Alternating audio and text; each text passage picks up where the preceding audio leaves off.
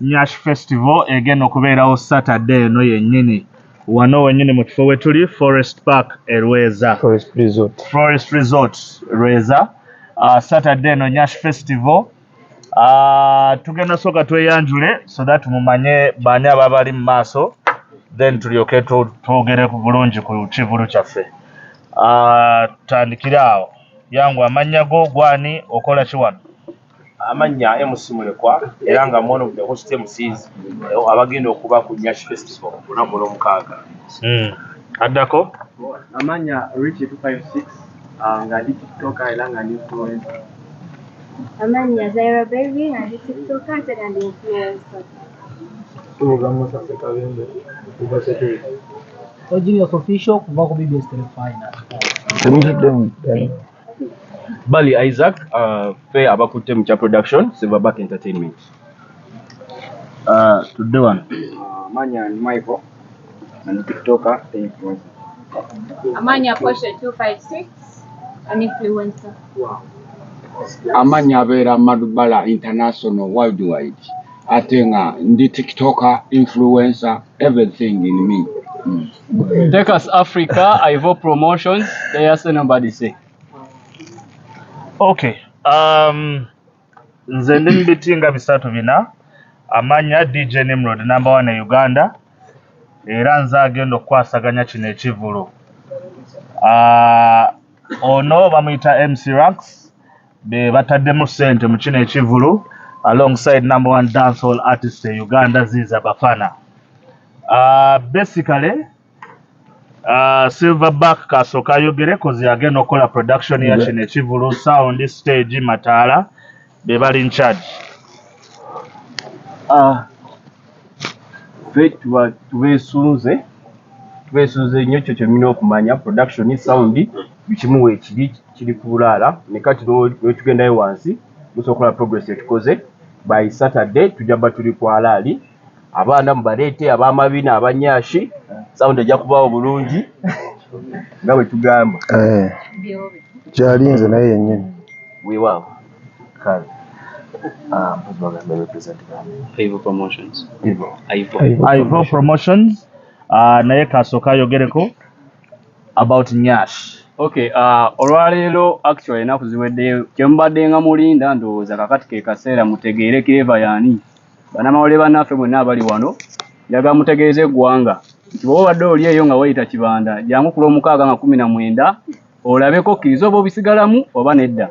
Twebaza mwenna abalanze naffe batukwatiddeko ku kivulu kino tulanze for certain while naye olunaku olw'omukaaga nga 19 this very Saturday kweno weekend Nyash Festival tuli wano ku Forest Resort Rweza. Gamba muganda wagambe senga wakojja wajjajjaawo ayinaana tewali atayina ayinaana atayina mwenna mugaleete ate abasajja abaliyo saaga mumuloze nti kyabakazi no kino ekintu tukiyita abakazi kitegeeza tubawadde opportunity mujje mulabe ekkula lya Uganda kyeki otegeere Uganda yaani nyaffe Uganda the pearl of Africa kale nga 19 buli ali eyo ng'ogalina ng'ogeewulira amabiina go deyase jangu come through obakakase mbunnu mulowooza nti muyina n'abaana balina content gye bali musubire ebintu bingi tulinawo swimming pool tujja kukola pool party tulinawo games zonna tugenda ku campinga tujja kusulawo abanayagala tujja ku campinga ekiwalo campfire waliwo buli kirungi ba DJs bonna nebetasobola kumentioninga bajja kujja n'abaliwo mubalabyeko mujja kufuna performances okuva ku bayimbi bonna almost abakabi mu ggwanga era abaana bataze ng'omanyi wesi omu ku bakabi naye buli wakabi agenda kubaawo nga 19 so twagala okubategeeza nti kigenda kubeera kikwafu era kigenda kubeerangawo every after time tujja kuba tukironkinga. We thank you so very much. Okay.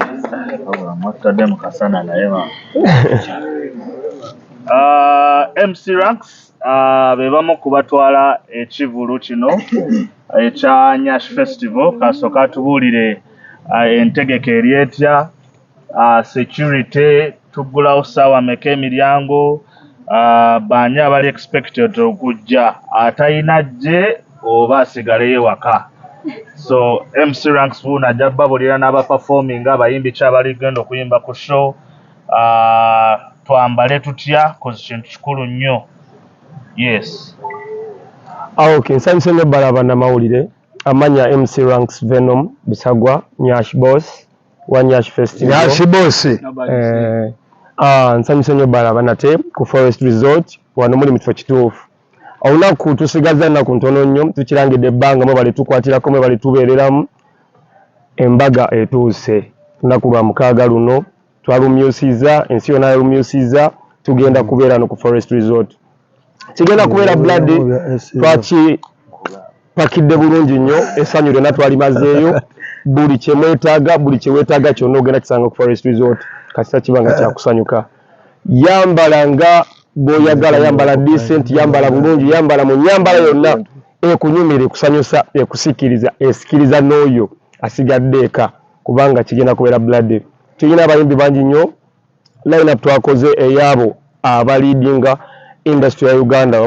Ba comedians twalonze abasinga, abayimbi twalonze abalina talent eya ddala ne ba DJs abategeera endongo eriko.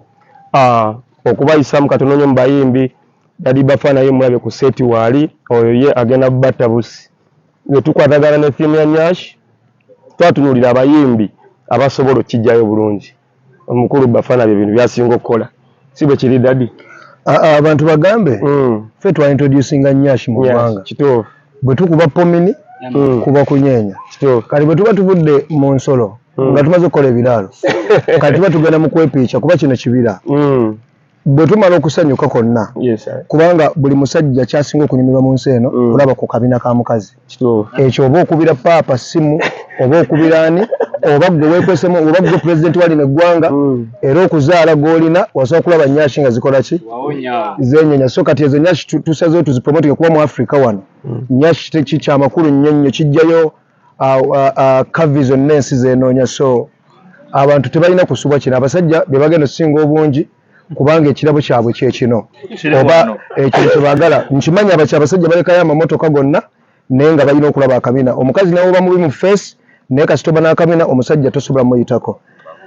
Mpumbye okwongerezaako abayimbi line-up ennene nnyo nga nagambye Bafana waali tulina Shakira, Karo Kasita, Gravity Omutujju, King Saha, tulinako Vairota, Katalean Kando n'abalala bangi nnyo bisobola kumenya saawa eno naye just no kigenda kubeera kiri action packed kiri fully packed. Ba comedians tulinako Mariachi, tulinako Mary Hart Tumbetu ate ba DJs bo twamazeeyo bumazi. Mbazi yatoni yabadde yafunyeemu ku buzibu naye yaŋŋambye okusinziira ngeri Nyashi gyagiwuliramu ateeka okuwona ku lwa Nyashi era yaŋŋambye waali so kugamba ab'ekinyanya bajje mu Nyashi.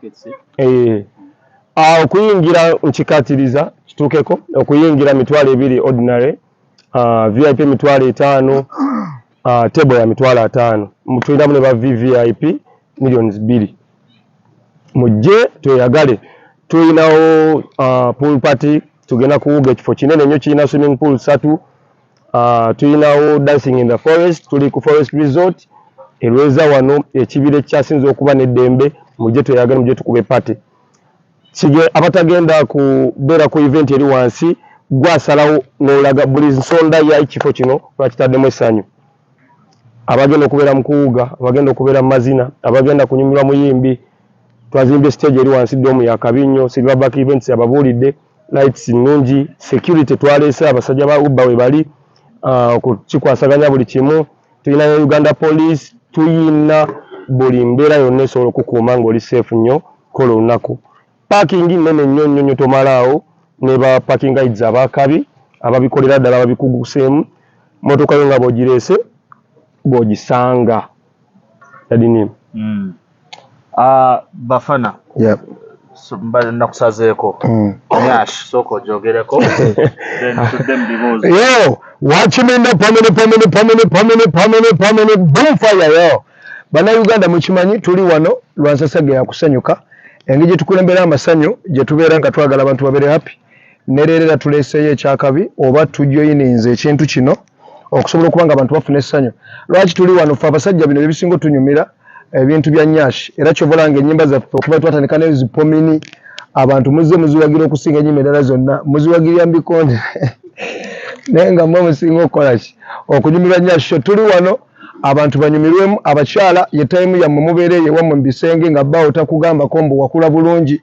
So kati ne time ojje mu lujjudde lw'abasajja bagaye nti wakula bulungi nga nyashi eri bweru tugenda kuba mu swimming pool mwe tugenda oyimbira nze bwe nagambye banteeke wali kuba nnyumirwa nnyo okulaba abaana bali mu swimming pool anti mwe tebajjamu na gomasi mu swimming pool bajjamu ng'oli muziri ezijjayo omubiri so mwebale kujja bannamawulire ate era mututuusiza ensonga zino ku bantu olunaku lwa Saturday tugenda kuba wano nze ne bayimbi bannange bonna n'ebirala byonna bigenda kuba birungi so mujje mwenna abakyala n'abaami tunyumirwe abakyala mwe muyina ekintu ate ffe abasajja ffe tulina amajja n'amaaso kati ffe mujje tuliise ku maaso tomanya gravity engeri gyaliwo ayinza obba twamukwepiica kuba tuli mu kibira ate kiyooyoote abatakiraba nkojja ngolaba ekibira ekiri mu site wakati nga tokyetaaga kgenda mu bibira bya kaluma olina kujja wano so nze mbayita mwenna mujje ate mumanyi kigenda kuba kijjuba obupiira si bya bupiira pozi bajja negina emipiira gy'omu mazzi n'okusamba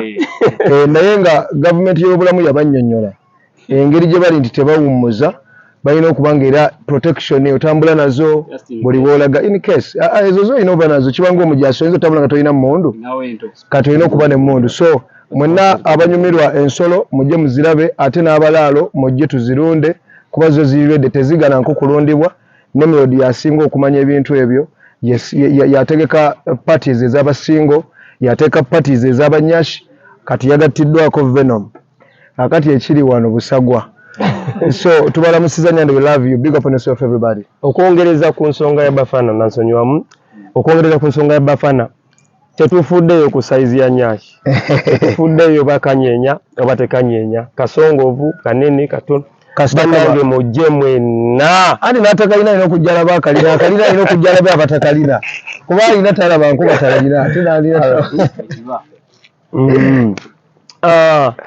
tugenda kujjayo amakulu nyashi tugenda kujjayo ekintu nyashi festival kolo tujja kulonda nyashi queen so bambi alieka jangu olabe ani nyashi queen balabe empaka z'abannalulungi ne balabe empaka z'ab'obuzito ne balabe empaka z'abakkazi kati balaba nkaate zaababwe amatama g'emabega okay mujje mulabe nyashi queen tugenda mulonda ebisigadde byonna essanyu lyonna jangu olisange ku Forest Resort tubayise mwenna banange mujje mu bungi ku Forest Resort olunaku lwa mukaaga 19 2023 bategeze nti 10 abaana asooka okujja mu budde bwokuma tugulawo sawa nnyo emilyango 10 abaana asooka okujja nago ku makya Ivo Promotions tujja bafunya ticket 10 buli omwana ake sawa 4 kudda waggulu tegedde weewaawo kivulu kya buseegu so sagala abantu bagane abaana baabwe obaki okujja ekivulu katirizawo nyawo sanyu kyakweyagala kyakunyumirwa just good vibes okitegeera but of course tekitugaana ate kulagako kye tuyina especially abaana b'obuwala so mwambale according munyume kintu tukikwasaganya waliwo alina kyabuuza nga tebanagenda mu bibuuzo ni mulodi fenga ba MC tufuna okutaataganyizibwa eri abayimbi abayimbi abasinga okujja tulina bana abayimbi abasooka ba upcoming najja n'atufuukira ekizibu batugamba tutandika ssaawa 4 ng'okimanyi nti n'oli muyimbi muto ssaawa 3 beera ng'otuuse tetwagala otuuke eri nga she etandise okubuuminga olwo Bafana batandise okuyimba ba gravity ate ng'ojja otugambira mulekwanze ndi muyimbi ssaawa 4 emirango gibagaba gimaze okuggulwawo ng'omuziki gutandise jangu tuyiseemu eggaali nabana abayimbi abajja tulina abayimbi abajja najja lugamba mwana nne gye ngenda mubende ngenda wano bannaye oba okimanyi nti olina shokoolo keera abayimbi oyimbe mu tayimu yo ogende kale kyolina omumanya ku kya nyashi abantu bonna bano gwe bakutimbya aluwa waliyo nyashi kati oyinza okusiba guno omukolo gwotalaba bukyozaalibwa ate n'ogenda gye bagwira biki abayimbi balina okukeera basasula kyembuuza sawa zino nyashi inagwa sawa meka tutangazeemuuko